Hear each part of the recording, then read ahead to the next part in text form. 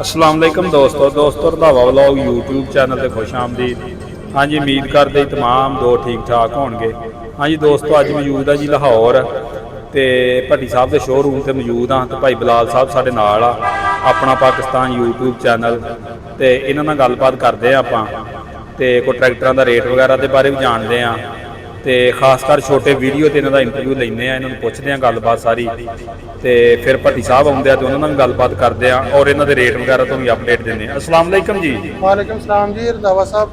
जी भाई बिलाल की हाल चाल जे? अल्लाह का शुक्र जी, खैरियत ठीक ठाक। जी भाई बिलाल, गाजी का सुनिया जिहड़ा नवां मॉडल आ रहा वा, हाँ जी, ਉਹਦੇ बारे थोड़ी जी इन्फॉर्मेशन दिओ। हाँ गाजी ਦੇ ਵਿੱਚ ਜੀ ਇੱਕ ਸਪੈਸ਼ਲ ਐਡੀਸ਼ਨ ਕੰਪਨੀ ਲਾਂਚ ਕਰਨ ਲੱਗੀ ਹੈ ਦੁਬਾਰਾ, ਜਿਹੜਾ ਅੱਗੇ ਇਹਨਾਂ ਨੇ 2 ਵਾਰੀ ਕੀਤਾ ਹੈ ਤੇ ਉਹ ਲੋਕਾਂ ਨੂੰ ਇਹਦੇ 'ਚ ਯਾਨੀ ਕਿ ਸਪਿੰਡਲ ਵਗੈਰਾ ਉਹਦੇ ਚੇਂਜ ਨੇ, ਥੜੀ ਅਗਲੀ ਚੇਂਜ ਹੈ, ਕੋਈ ਦਬੰਗ ਵਾਲੇ ਵਿੱਚ ਉਹਨਾਂ ਨੇ ਹਿੱਸਾ ਅਗਲਾ ਕਰ ਦਿੱਤਾ ਹੈ ਔਰ ਕੁਝ ਚੀਜ਼ਾਂ ਜਿਹੜੀਆਂ ਉਹਦੇ 'ਚ ਇਹਦੇ ਨਾਲੋਂ ਸਪੈਸ਼ਲ ਨੇ, ਉਹਨੂੰ ਸਪੈਸ਼ਲ ਐਡੀਸ਼ਨ ਜਿਹੜਾ ਉਹ ਕਿਹਾ ਉਹਨਾਂ ਨੇ।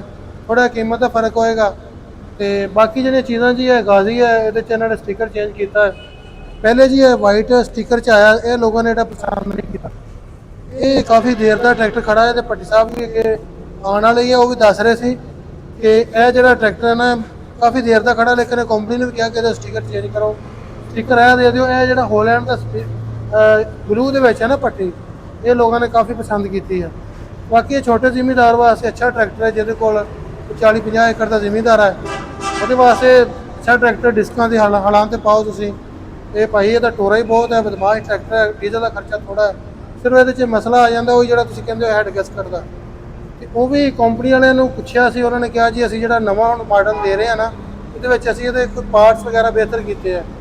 ਹੁਣ ਉਹ ਮਸਲਾ ਨਹੀਂ ਆਏਗਾ, ਟਰੈਕਟਰ ਦਾ ਹੈਡ ਗੈਸਕਟ ਜਿਹੜਾ ਨਾ ਉਹ ਇਹਦਾ ਹੁਣ ਉਸ ਤਰ੍ਹਾਂ ਨਹੀਂ ਸੜਦਾ ਨਹੀਂ ਹੈ ਜਿਸ ਤਰ੍ਹਾਂ ਪਹਿਲੇ ਹੁੰਦਾ ਸੀ ਖਰਾਬ।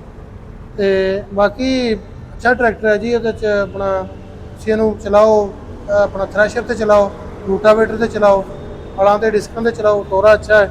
ਸਿਰਫ ਆ ਜਾ ਕੇ ਟਰਾਲੀ ਤੇ ਮਾਰ ਆਉਂਦਾ ਜੀ ਟਰੈਕਟਰ, ਉਹ ਵੀ ਇਹਨਾਂ ਨੇ ਟੂਪਾਂ ਜੀ ਇਹਨਾਂ ਨੇ ਅੱਛੀ ਸਟੀਲ ਦੀਆਂ ਕੀਤੀਆਂ ਨੇ ਪਿੱਛੇ, ਤੇ ਟੂਪਾਂ ਵੀ ਇਹਨਾਂ ਨੇ ਮਜ਼ਬੂਤ ਕੀਤੀਆਂ ਨੇ। ਅੱਛਾ ਯਾਨੀ ਕਿ ਟਰੈਕਟਰ ਤਿਆਰ ਕੀਤਾ।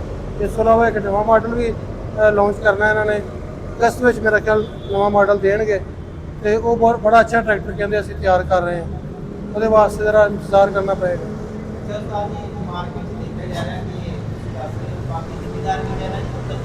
हाँ जी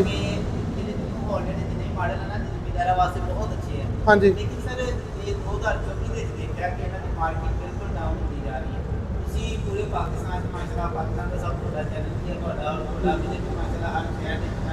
हाँ जी सर, वजह सिर्फ गाजी तो या हॉलैंड ट्रैक्टर की मार्केट नहीं घटी, इतने हर ट्रैक्टर की मार्केट घटी है।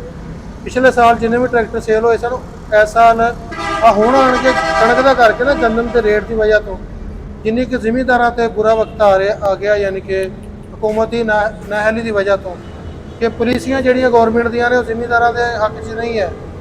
ਉਸ ਵਜ੍ਹਾ ਤੋਂ ਜੋ ਕਣਕ ਦੀ ਸੂਰਤ ਹਾਲ ਹੋਈ ਹੈ, ਜੋ ਕਮੂੰਜੀ ਦੀ ਹੋਣੀ ਹੈ ਜਾਂ ਦੂਸਰੀਆਂ ਫਸਲਾਂ ਜਿਹੜੀਆਂ ਨੇ ਕਪਾਹ, ਤੇ ਜਿਹੜੀ ਵੀ ਫਸਲ ਜ਼ਿਮੀਂਦਾਰ ਲਗਾਉਂਦੇ ਉਹਦਾ ਰੇਟ ਨਹੀਂ ਅੱਗੋਂ ਦਿੱਤਾ ਜਾਂਦਾ। ਸਵਾਏ ਜ਼ਿਮੀਂਦਾਰ ਦੀ ਫਸਲ ਤੋਂ ਹਰ ਚੀਜ਼ ਦਾ ਰੇਟ ਜ਼ਿਆਦਾ ਹੈ ਤੇ ਟਰੈਕਟਰਾਂ ਦੀ ਕੀਮਤਾਂ ਘੱਟ ਨਹੀਂ ਹੋਈਆਂ, ਉਹੀ ਚੱਲਦੀਆਂ ਪਈਆਂ ਨੇ। ਇਹ ਜ਼ਿਮੀਂਦਾਰਾਂ ਨੇ ਲੈਣਾ, ਜ਼ਿਮੀਂਦਾਰ ਦੇ ਪੱਲੇ ਕੁਛ ਨਹੀਂ ਹੈ, ਉਹਨਾਂ ਟਰੈਕਟਰ ਹੀ ਕਰਨਾ। ਪੁਰਾਣੇ ਟਰੈਕਟਰ ਹੀ ਲੋਕੀ ਚਲਾ ਰਹੇ ਆ ਤੇ ਬਸ ਉਹਨਾਂ ਨਾਲ ਹੀ ਗੁਜ਼ਾਰਾ ਕਰ ਰਹੇ। ਬਾਕੀ ਟਰੈਕਟਰ ਅੱਛੇ ਨੇ ਤੇ ਛੋਟੇ ਜ਼ਿਮੀਂਦਾਰ ਵਾਸਤੇ ਟਰੈਕਟਰ ਅੱਛਾ ਹੈ। ਅਗਰ ਜਿਹਦਾ ਜ਼ਿਮੀਂਦਾਰ ਜ਼ਿਆਦਾ ਹੈ ਉਹਦੇ ਵਾਸਤੇ ਵੱਡਾ ਟਰੈਕਟਰ, ਜਿਹੜੇ ਜਿਸ ਤਰ੍ਹਾਂ 385 ਹੈ, ਡੀਲੈਕਸ ਹੈ, ਜਿਹਨੇ ਨਿਬੇੜਾ ਕਰਨਾ ਉਹ ਟਰੈਕਟਰ ਲੈ ਲੈ, ਲੇਕਿਨ ਉਹਦਾ ਖਰਚਾ ਜ਼ਿਆਦਾ ਥੋੜਾ ਜਿਹਾ। ਹਾਂਜੀ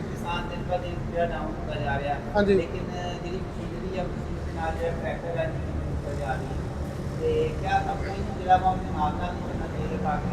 ਬਿਲਕੁਲ ਜੀ, ਚੱਲਣਾ ਚਾਹੀਦਾ। ਅਸਲ ਮੇਨ ਜਿਹੜਾ ਮਸਲਾ ਨਾ ਸਾਡੇ ਮੁਲਕ 'ਚ ਕੰਪੀਟੀਸ਼ਨ ਉਸ ਲੈਵਲ ਦਾ ਨਹੀਂ ਹੈ ਜਿਸ ਤਰ੍ਹਾਂ ਦੂਸਰੇ ਮੁਲਕਾਂ 'ਚ ਹੁੰਦਾ ਹੈ।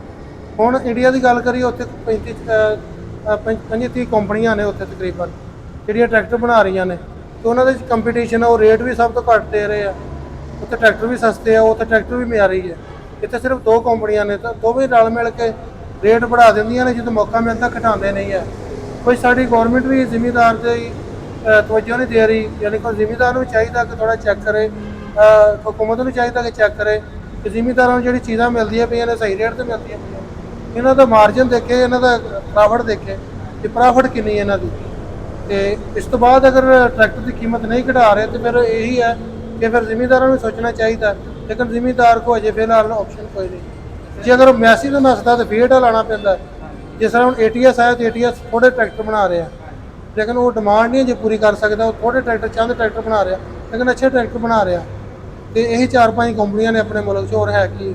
ਸਰ ਜਿਸ ਤਰ੍ਹਾਂ ਤੁਸੀਂ ਦੱਸ ਦਿਓ ਕਿ ਆਪਣਾ ਜਿਹੜਾ ਫਾਇਰ ਦਾ ਇੰਡੀਆ ਹਾਂਜੀ। ਉੱਥੇ ਕੰਪੀਟੀਸ਼ਨ ਹੈਗਾ 16-17 ਕੰਪਨੀਆਂ ਦਾ। ਹਾਂਜੀ ਤੇ ਮੇਰੇ ਖਿਆਲ ਵਿੱਚ ਤਾਂ ਉਹਨਾਂ ਦੇ ਜਿਹੜੇ ਜ਼ਿੰਮੇਦਾਰ ਆ ਉਹਨਾਂ ਨੇ ਉਹ ਕੰਪੀਟੀਸ਼ਨ ਨੂੰ ਯਾਨੀ ਕਿ ਅੱਗੇ ਹਾਂਜੀ, ਜ਼ਿਮੀਂਦਾਰ ਮੌਕਾ ਦਿੰਦੇ ਨੇ ਨਵੀਂ ਚੀਜ਼ ਨੂੰ। ਹੁਣ ਇੱਥੇ ਕਹਿੰਦੇ ਨਵੀਂ ਚੀਜ਼ ਨੂੰ ਨਹੀਂ ਲੈਣਾ ਚਾਹੀਦਾ, ਤੇ ਅਸੀਂ ਨਵੀਂ ਚੀਜ਼ ਨੂੰ ਨਹੀਂ ਲਵਾਂਗੇ ਤਾਂ ਨਵੀਂ ਚੀਜ਼ ਕਿਵੇਂ ਆਏਗੀ। ਇਹੀ ਸੂਰਤ ਹਾਲ ਹੈ। ਤੇ ਪੁਰਾਣੀਆਂ ਫਿਰ ਅਸੀਂ ਚਲਾ ਰਹੇ ਹਾਂ, ਤੇ ਪੁਰਾਣੀਆਂ ਦੇ ਵਿੱਚ ਕੋਈ ਤਬਦੀਲੀ ਤਾਂ ਕੋਈ ਨਹੀਂ, ਫਿਰ ਉਹੀ ਪੁਰਾਣੀ ਟੈਕਨੋਲੋਜੀ ਹੈ ਸਾਰੀ। ਜੇ ਦੇਖ ਰਹੇ ਹੋ ਜਿਸ ਤਰ੍ਹਾਂ ਜਿਹੜੇ ਟਰੈਕਟਰ ਸਾਡੇ ਵੱਡੇ ਚਲਾਉਂਦੇ ਸਨ ਉਹੀ ਅਸੀਂ ਚਲਾ ਰਹੇ ਹਾਂ। ਤੇ ਇੰਡੀਆ ਦੇ ਵਿੱਚ ਭਾਜੀ ਡਿਜ਼ਾਈਨ ਮੁਖਤਲਿਫ ਮਾਡਲ ਨੇ, ਹਰ ਚੀਜ਼ ਉਹਨਾਂ ਦਾ ਆਪਣਾ ਡਿਜ਼ਾਈਨਾਂ ਦੇ ਵਿੱਚ ਫਰਕ ਹੈ। ਮੁਖਤਲਿਫ ਮਾਡਲ ਆ ਰਹੇ ਨੇ ਔਰ ਮੁਖਤਲਿਫ ਟਰੈਕਟਰ ਉੱਥੇ ਮਿਲਦੇ ਪਏ ਨੇ, ਪਰ ਉਹਨਾਂ ਦੀ ਟੈਕਨੋਲੋਜੀ ਬਹੁਤ ਅੱਛੀ ਆ ਰਹੀ ਹੈ। ਇਹ ਵੀ ਚੀਜ਼ਾਂ ਇਹਨਾਂ ਨਾਲ ਭਾਈ ਮਜ਼ੀਦ ਮੈਂ ਗੱਲ ਐਡ ਕਰਾਂਗਾ। ਸਾਡੇ ਕਾਫੀ ਜ਼ਿਮੀਂਦਾਰਾਂ ਦਾ ਇਹ ਸ਼ਿਕਵਾ ਕਿ ਸਾਡੇ ਪਾਕਿਸਤਾਨ ਦੇ ਵਿੱਚ ਸਿਰਫ ਇੱਕ ਹੀ ਸ਼ੇਪ ਦਾ ਚੱਲਦੇ ਆ ਟਰੈਕਟਰ। ਹਾਂਜੀ ਉਹਦੇ 2-3 ਵਜੂਹਾਤ ਹਨ। ਜੀ ਜੀ ਇੱਕ ਤੇ ਪਾਰਟਸ ਦਾ ਬੜਾ ਮਸਲਾ ਹੁੰਦਾ।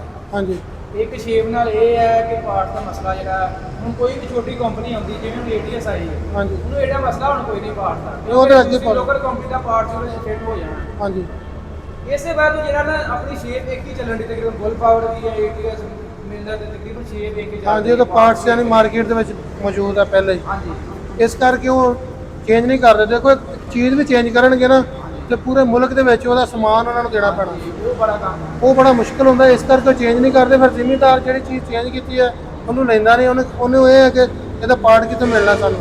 ਤਕਰੀਬਨ ਸਾਡੇ ਪਾਕਿਸਤਾਨ ਵਿੱਚ ਇਹ ਵੀ ਕੰਪਨੀ ਆਈ ਨੇ, ਜੌਨ ਡੀਅਰ ਆਏ ਨੇ, ਪ੍ਰੋਮੋਸ਼ਨ ਆਈ ਹੈ, ਤਕਰੀਬਨ ਕੰਪਨੀਆਂ ਆਈਆਂ ਨੇ ਪਾਰਟਸ ਦਾ ਕਰਕੇ ਜਿਹੜਾ ਨਾ ਇਹ ਪਾਕਿਸਤਾਨ 'ਚ ਫੇਲ ਹੋ ਗਏ। ਹਾਂਜੀ। ਇਹ ਵਜ੍ਹਾ ਕਹਿ ਸਕਦੇ ਨੇ। ਉਹੀ ਟਰੈਕਟਰ ਕਾਮਯਾਬ ਹੋ ਰਿਹਾ ਜਿਹਦਾ ਪਾਰਟਸ ਇੱਥੇ ਮੌਜੂਦ ਹੈ।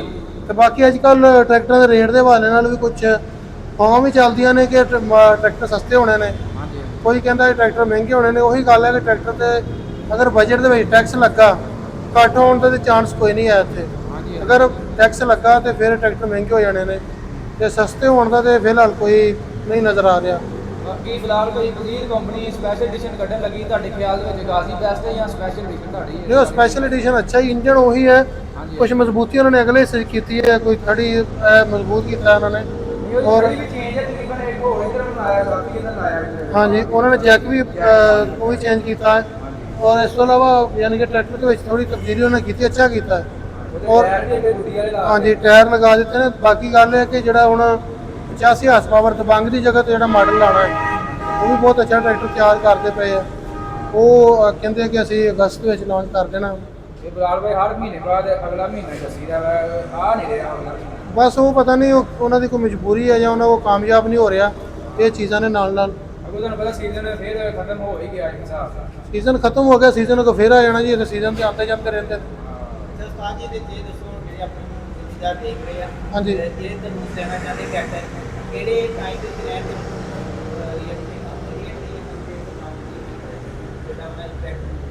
ਹਾਂਜੀ, ਟਰੈਕਟਰ ਪਹਿਲੇ ਜੀ ਮਾਰਕੀਟ 'ਚ ਦੇਖਣਾ ਚਾਹੀਦਾ। ਅਗਰ ਕੰਪਨੀ ਰੇਟ ਤੋਂ ਸਸਤਾ ਮਿਲਦਾ ਨਾ ਤੇ ਮਾਰਕੀਟ 'ਚ ਲੈਣਾ ਚਾਹੀਦਾ। ਉਹ ਤੇ ਇਹ ਫਾਇਦਾ ਹੈ ਕਿ ਤੁਸੀਂ ਆਪਣੀ ਮਰਜ਼ੀ ਦਾ ਟਰੈਕਟਰ ਚੈੱਕ ਕਰਕੇ ਲੈ ਸਕਦੇ ਹੋ। ਉਹਦੀ ਆਵਾਜ਼ ਚੈੱਕ ਕਰੋ ਟਰੈਕਟਰ ਦੀ, ਸਾਰਾ ਕੁਝ ਉਹਦਾ ਚੈੱਕ ਹੋ ਸਕਦਾ। ਜਿਹੜਾ ਕੰਪਨੀ 'ਚ ਆਉਣਾ ਜੀ ਉਹਦੇ 'ਚ ਹੋ ਸਕਦਾ ਝਰੀਟਾਂ ਪਈਆਂ ਹੋਣ, ਹੋ ਸਕਦਾ ਕੋਈ ਚੀਜ਼ ਇੱਥੇ ਕੋਈ ਕੱਟ-ਕੁੱਟ ਲੱਗਾ ਹੋਵੇ, ਉਹ ਫਿਰ ਉਸ ਤਰ੍ਹਾਂ ਹੀ ਆ ਜਾਣਾ ਤੇ ਉਹਦੇ 'ਚ ਤੁਸੀਂ ਚੈੱਕ ਨਹੀਂ ਕਰ ਸਕਦੇ। ਜਿਹੜਾ ਆਇਆ ਤੁਹਾਨੂੰ ਉਹ ਹੀ ਮਿਲ ਜਾਣਾ। ਅਗਰ ਮਾਰਕੀਟ 'ਚ ਮਿਲਦਾ ਤੇ ਉਹ ਤੁਹਾਡੇ ਵਾਸਤੇ ਬਿਹਤਰੀਨ ਹੈ। ਅਗਰ ਮਾਰਕੀਟ 'ਚ ਆਉਣ ਚੱਲਦਾ ਪਿਆ ਜ਼ਿਆਦਾ ਆਉਣ ਤੇ ਫਿਰ ਤੁਸੀਂ ਕੰਪਨੀ ਕੋ ਬੁੱਕ ਕਰਵਾ ਲਓ। ਸਾਡੀ ਮਾਰਕੀਟ ਤੇ ਇਹ ਚੀਜ਼ ਦੇਖੀ ਗਈ ਹੈ, ਜ਼ਿਮੀਂਦਾਰ ਜਿਸ ਟਾਈਮ ਪਰ ਪੇਮੈਂਟ ਜਿਹੜੀ ਡਾਊਨ ਹੁੰਦੀ ਆ ਉਸ ਟਾਈਮ ਮਾਰਕੀਟ 'ਚ ਨਹੀਂ ਆਉਂਦਾ ਲੈਣ ਵਾਸਤੇ। ਯਾਰ ਜ਼ਿਮੀਂਦਾਰ ਕੋਲ ਜਦੋਂ ਪੈਸੇ ਆਉਂਦੇ ਨੇ ਉਹਨੇ ਉਦੋਂ ਹੀ ਆਉਣਾ ਹੈ, ਤੇ ਜਦੋਂ ਪੈਸੇ ਆ ਜਾਂਦੇ ਆ ਨਾ ਫਿਰ ਇੱਕ ਮਿੰਟ ਵੀ ਸਬਰ ਨਹੀਂ ਕਰਨਾ। ਫਿਰ ਲੱਖ ਰੁਪਇਆ ਦੇਣਾ ਪਵੇ, 2 ਲੱਖ ਦੇਣਾ ਪਵੇ, ਉਹ ਦੇ ਕੇ ਹਾਂਜੀ ਫਿਰ ਨਹੀਂ। ਫਿਰ ਕਹਿੰਦੇ ਅੱਜ ਟਰੈਕਟਰ ਤੇ ਚੜ੍ਹ ਕੇ ਜਾਣਾ ਹੈ। ਹਾਂਜੀ, ਇਸ ਤਰ੍ਹਾਂ ਹੀ ਹੈ। ਉਹ ਫਿਰ ਗੱਲ ਪਤਾ ਕੀ ਹੁੰਦੀ ਹੈ, ਹੁਣ ਜਦੋਂ ਅਸੀਂ ਪਿੰਡਾਂ 'ਚੋਂ ਟਰੈਕਟਰ ਲੈਣ ਆਉਂਦੇ ਆ ਨਾ ਤੇ ਫਿਰ ਸਾਰੇ ਪਿੰਡ ਨੂੰ ਪਤਾ ਹੁੰਦਾ ਬੰਦੇ ਟਰੈਕਟਰ ਲੈਣ ਗਏ ਨੇ, ਗੱਡੀ ਤੇ ਚੜ੍ਹ ਕੇ ਗਏ ਨੇ। ਤੇ ਜਦੋਂ ਖਾਲੀ ਜਾਣਾ ਹੈ ਨਾ ਫਿਰ ਬੇਇੱਜ਼ਤੀ ਹੁੰਦੀ ਹੈ ਵੀ ਯਾਰ ਟਰੈਕਟਰ ਨਹੀਂ ਲੈ ਕੇ ਆਏ।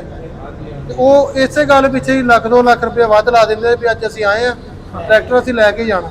ਇਹੀ ਗੱਲ ਹੈ, ਇਹ ਵੀ ਗੱਲਾਂ ਹੁੰਦੀਆਂ ਨੇ ਪਿੰਡਾਂ 'ਚ। ਬਾਕੀ ਹੁਣ ਵੀ ਅੱਜ ਕੱਲ੍ਹ ਤਾਂ ਜ਼ਿਮੀਂਦਾਰ ਵੀ ਆਪਣੇ ਜਿਹੜੇ ਘਰ ਬੈਠੇ ਨਾਲ ਬਾਹਰ ਲੱਗ ਰਹੇ ਆ, ਜੋ ਵੀ ਸੁਣਦੇ ਆ। ਜ਼ਿਮੀਂਦਾਰਾਂ ਨੂੰ ਬਸ ਬਹੁਤ ਸਮਝਦਾਰ ਨੇ, ਲੇਕਿਨ ਅਸਲ ਮਹਿੰਗਾਈ ਨੇ ਲੋਕਾਂ ਦੀ ਨਾ ਬਸ ਮੱਤ ਮਾਰੀ ਹੈ। ਤੇ ਚੀਜ਼ਾਂ ਜਿਹੜੀਆਂ ਨੇ ਫਿਰ ਉਹ ਪੈਸੇ ਨਾਲ ਹੀ ਲਈਆਂ ਜਾਂਦੀਆਂ ਨੇ।